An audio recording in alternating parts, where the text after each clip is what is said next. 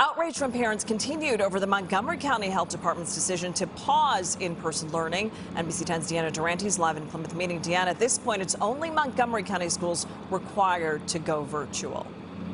It is, but that's not stopping the fear of parents in surrounding counties who worry that if Montgomery County goes first, will their county go next? And we talked to the state health department today about all of this, and the state health department says right now it's placing the control over these issues into the local counties to make these decisions.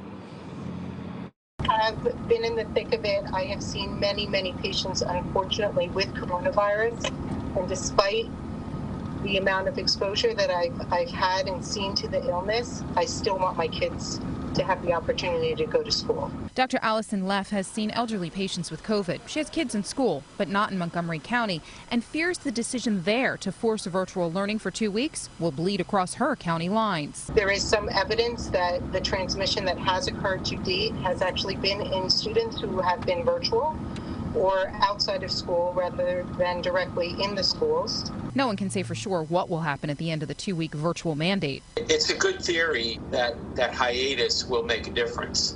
I hope that's correct, but there's no data to base that theory on. Infectious disease expert Dr. Arnold Baskey says the science isn't there to justify the virtual mandate and says the plan is good on paper. But will it slow the virus down? I think what we're seeing now is community spread of the virus.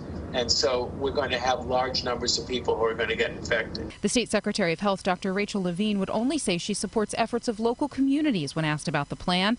And when we asked surrounding counties about the plan to shut down schools for in-person learning, both Bucks and Chester County say it's not in the works. And for them, there are no plans to shut down or limit other commercial settings. As for Montgomery County, a spokeswoman says, while Montgomery County has no plans to implement any new COVID-19 mitigation measures at this time, we will be watching the data closely over the next days and weeks. We have evidence-based medicine, we have numbers, we have facts. Mr. Higgins elementary schools have all been open. So what they're doing, this decision, is not evidence-based medicine at all. The schools are not the super spreaders, right? I mean, the schools are essential. They should be the last thing to close. Now, Montgomery County officials have said that the issue doesn't necessarily center around spread in schools. Rather, it's infecting the labor pool, the teachers, the aides, the support staff, the bus drivers. And they say that this 2-week pause, hopefully, if anyone is exposed over the Thanksgiving holiday, those 2 weeks then will give them time to get over the virus or their exposure and return to school healthy. They say they fear that if they don't do something now, that this might have to be a call they have to make on later down the road. Reporting live in Plymouth meeting, Deanna Durante, NBC10 News.